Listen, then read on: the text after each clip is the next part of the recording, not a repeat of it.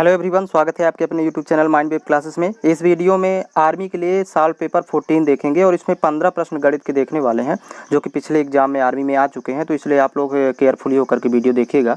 पहला क्वेश्चन है यदि x बराबर 4 y बराबर 3 हो तो 4x minus 2y plus x minus y का मान ज्ञात करें। तो यहाँ पर x की वैल्यू 4, y की वैल्यू 3 पुट कर देंगे। तो यहाँ पर देखिएगा 4 x है तो 4 इंटू 4 हो जाएगा, माइनस 2y है तो 2 गुणे y की वैल्यू 3 और प्लस x माइनस वाई मतलब 4 माइनस 3, यहाँ पर वैल्यू पुट कर देंगे x और y की।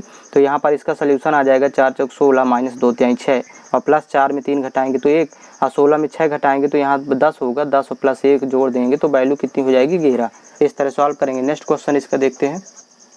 एक त्रिभुज का आधार 10 सेंटीमीटर तथा ऊंचाई 6 सेंटीमीटर हो तो उसका क्षेत्रफल क्या होगा। तो क्षेत्रफल होता है 1/2 गुणे आधार गुणे ऊंचाई। तो आधार 10 है, ऊंचाई 6 है, कैंसिल आउट करेंगे 2 1 कम 2 2 5 10 5 6 का 30, तो यहाँ 30 सेंटीमीटर स्क्वायर होगा इसका क्षेत्रफल।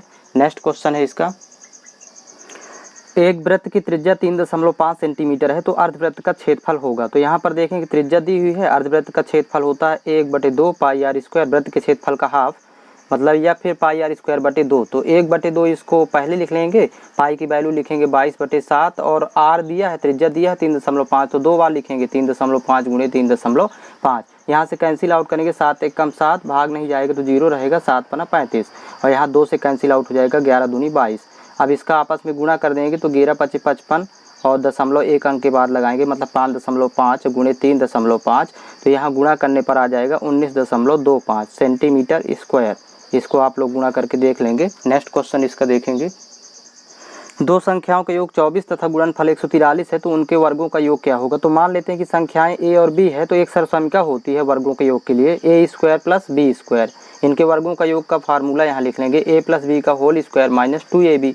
अब यहाँ पर देखिएगा ये दो संख्याओं का योग दिया है मतलब a प्लस बी 24 है तो 24 स्क्वायर, इसी में वैल्यू पुट कर देंगे और 2 a इंटू बी मतलब गुणनफल उनका दिया है 143 तो गुणे 143 हो जाएगा, 2 गुणे 143 वैल्यू पुट कर देना है। 24 का वर्ग 576 होता है और माइनस 143 दूनी 286 हो जाएगा और इसको आपस में माइनस कर देंगे तो 290 वैल्यू होगी, ये इसका सोल्यूशन होगा। नेक्स्ट क्वेश्चन देखेंगे।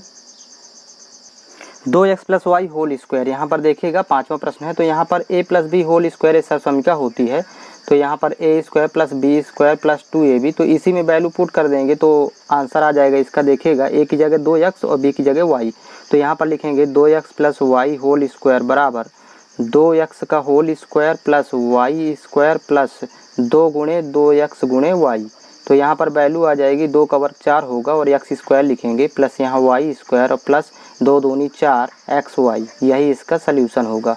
इस तरह सॉल्व करेंगे। नेक्स्ट क्वेश्चन इसका देखते हैं।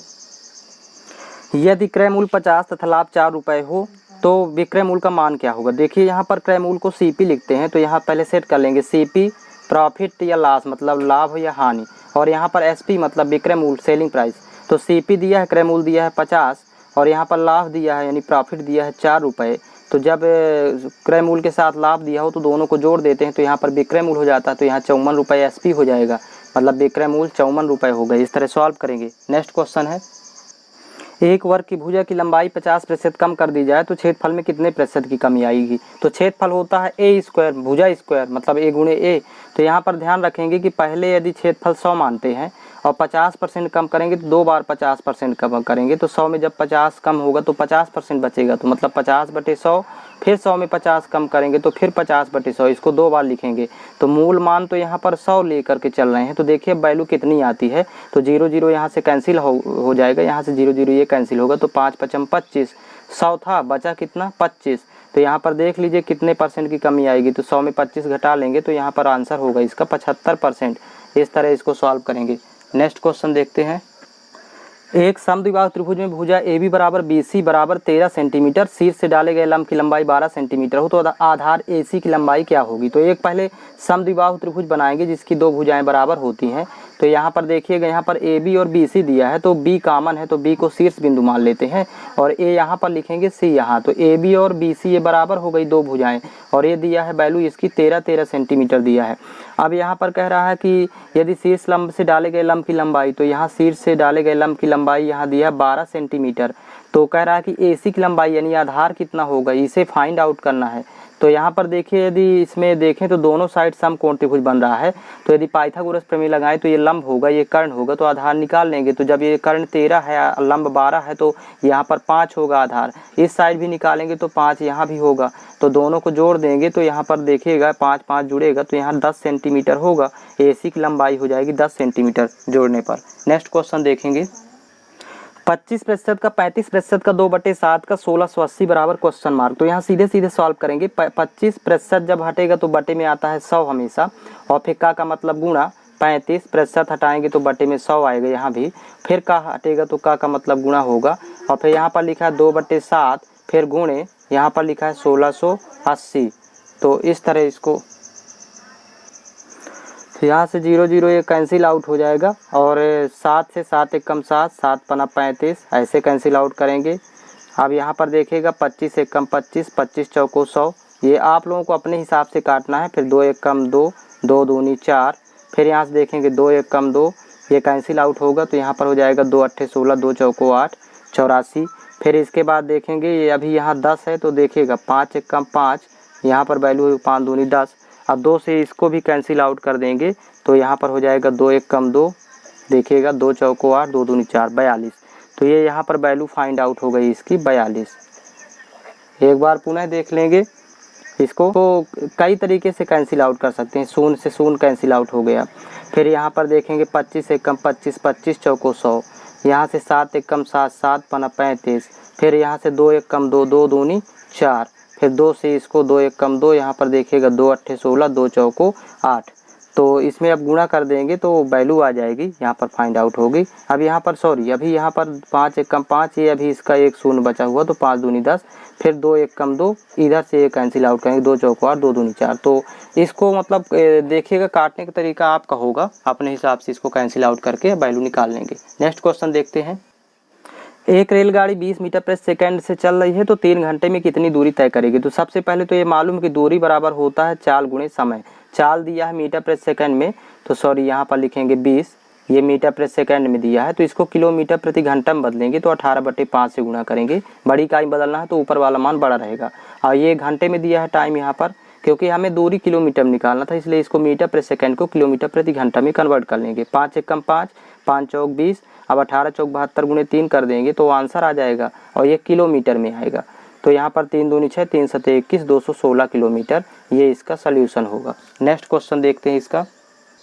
काट 90 डिग्री का मान क्या होगा। तो यहाँ पर 0 होगा, क्योंकि tan 90 का जस्ट अपोजिट वैल्यू होती है। tan 90 का इन्फिनिट, इन्फिनिट का उल्टा 0 होगा। नेक्स्ट इसका देखेंगे। 18 किलोमीटर प्रति घंटा को मीटर प्रति सेकंड में बदलें। तो जब भी मीटर प्रति सेकंड में बदलना हो तो हमेशा 5/18 गुणा करेंगे, मतलब छोटी इकाई बदल रहे हैं तो ऊपर वाला मान छोटा रहेगा। तो ये तो 18 कैंसिल होगा, तो ये मीटर प्रति सेकंड में वैल्यू आ जाएगी, मतलब 5 मीटर प्रति सेकंड, ये इसका सल्यूशन होगा। नेक्स्ट क्वेश्चन देखेंगे। रवि, किशन और श्याम की आय का अनुपात 1:2:3 है। यदि यहाँ पर किशन है, यदि किशन की आय 300 रुपये है तो श्याम की, रवि, किशन और श्याम की आय का अनुपात दिया है तो लिख लेंगे पहले। रवि, किशन और श्याम की आय का अनुपात है 1:2:3। अब लास्ट में दिया है यदि किशन की आय 300 रुपये है, मतलब ये 2 बराबर, 2 अनुपात की वैल्यू किसके बराबर दिया है 300, तो 1 अनुपात की वैल्यू हो जाएगी 150, कैंसिल आउट करेंगे 2 से, तो 1 बराबर 150। तो श्याम की आय कितनी होगी, तो श्याम की आय का अनुपात में तो 3 है, तो 3 अनुपात की वैल्यू निकाल लेंगे तो 3 गुणे 150 कर देंगे तो यहाँ पर हो जाएगा 15 × 45, मतलब 450 रुपये, ये इसका सल्यूशन होगा। नेक्स्ट क्वेश्चन देखेंगे। हल करो। यहाँ पर देखिएगा 8 × 6 इंटू ब्रैकेट में 2/3 भागे 4/9 गुणे फिर ब्रैकेट के बाहर 2/3। तो इसको सॉल्व करना है तो सबसे पहले ब्रैकेट सॉल्व करते हैं। तो इसको लिखेंगे 8 × 6 और ये ब्रैकेट इसके संख्या के बीच गुणा रहता है। यहाँ पर देखिएगा ब्रैकेट के अंदर है 2/3 और जब इसको भाग को गुणा लिखेंगे तो ये हो जाएगा 9/4 और ये गुणे 2/3 बाहर लिखी हुई संख्या, तो ब्रैकेट के अंदर हो जाएगा 2 दूनी 4 और 3 × 9, 3/2 आएगी वैल्यू, तो लिखेंगे 8 × 6 गुणे यहाँ पर 3/2 गुणे 2/3, तो 3 से 3, 2 से 2 कैंसिल, तो 8 × 48 इसका सल्यूशन होगा। नेक्स्ट क्वेश्चन इसका देखेंगे। 11 संख्याओं का औसत 60 है और यदि प्रत्येक संख्या में 11 जोड़ दे तो नया औसत कितना होगा। तो इस तरह के प्रश्न में हमेशा ध्यान रखिएगा कि पुराना औसत दिया है 60 और 11 जोड़ना है प्रत्येक संख्या में। तो इसके लिए नया औसत निकालने के लिए हमेशा ध्यान रखिएगा, पुराने औसत में ही इसको जोड़ देते हैं तो इसका उत्तर आ जाएगा। ये इसका 60 का तरीका होता है, तो नया औसत 71 हो जाएगा। मतलब 60 में 11 को ही जोड़ देंगे, पुराने औसत में ही 11 को जोड़ना है। यदि घटाने के लिए बोले कि यदि प्रत्येक संख्या में 11 घटा दें तो पुराने औसत में ही घटा देंगे 11। यदि गुणा करने के लिए बोले तो इसी में 60 में गुणा कर देंगे 11 का। यदि भाग करने के लिए बोले तो 60 भागे 11 कर देंगे। इस तरह सॉल्व करते हैं। और इसका आप लोगों को सॉल्व पेपर इसी तरह क्रम से 2-2 सॉल्व पेपर डेली मिलते रहेंगे। और ये एग्ज़ाम में आ चुके हैं, ये 2019, 18, 19 इन दोनों ईयर्स में जो क्वेश्चंस एग्ज़ाम में आ चुके हैं तो वही इसमें सॉल्व करवाऊँगा। तो इसमें इतना ही होगा।